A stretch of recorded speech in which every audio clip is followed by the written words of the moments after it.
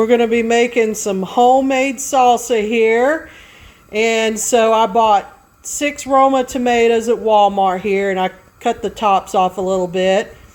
And I also washed them. So I've got 6 here in a pot in some water. So when it starts to boil, I'm going to let it boil for a few minutes to where it'd be easy to peel the skin off. I chopped in my chopper here 1 onion. I chopped 3 big garlic cloves in my chopper. Tomatoes are starting to boil, so you just do this for a couple of minutes and then you're going to be peeling the skin off, but wait until the tomatoes cool off to do that so you don't burn yourself. But you can already see the skin is starting to come off the tomatoes.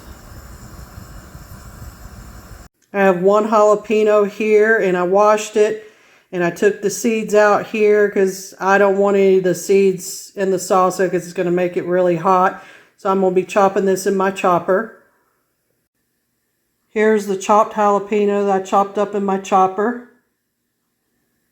So now I'm juicing a whole lemon here in my little handheld juicer here. And I'll be putting this in the blender with the other stuff. Right now I'm cooling off the tomatoes here, and then I'll be peeling the skins off, the ones that are not peeled off yet. So now I'm going to put some spices in my blender mixture here, some garlic powder, onion powder, a little minced onion, and some salt. So I got a little bit of dried California chili that I put in the blender day before yesterday, making some chili and some beans. And so I got a little bit left over here, so I'm going to put a couple tablespoons of this in my salsa. I washed some cilantro here, fresh cilantro, and now I'm going to chop it up and put it in the blender. Okay, so here's one of the tomatoes out of the 6, so it's cooled off now. So it's easy to pull the skin off this tomato here, so I'm going to be putting all tomatoes in the blender. Last thing I'm going to put in the blender mixture here is probably like a little teaspoon of sugar in here to enhance the flavor a little bit. But you can see in the blender here what we have. And then I'll show you what it looks like from the side. So we're going to be blending all this up to make our salsa. Okay, now we're about ready to blend it, so we're going to pulse it some.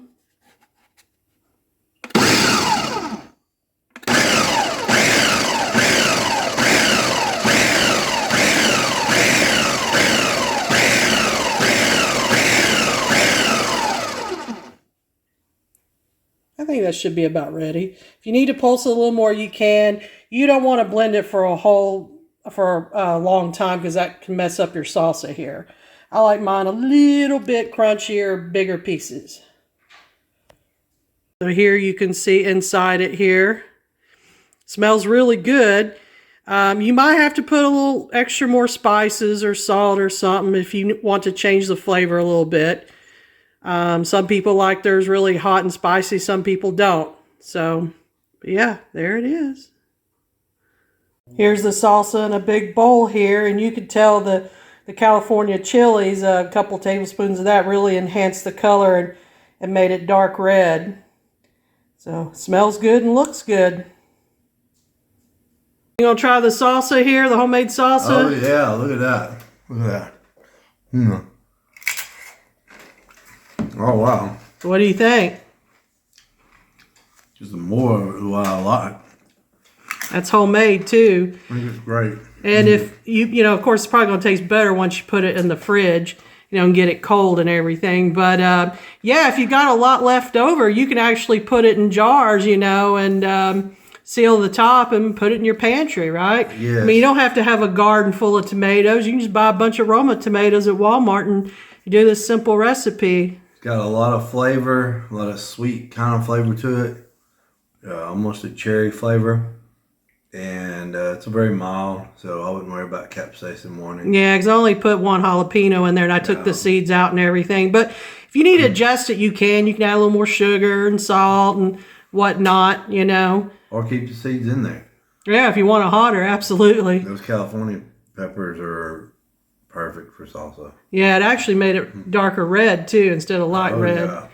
So, all right. Very good. All right, so that's all we have for now. You can see our Walmart chips here. You know, we don't buy much brand stuff anymore because it's so expensive. We can't advertise for them yet. Yeah, you can't advertise for them yet.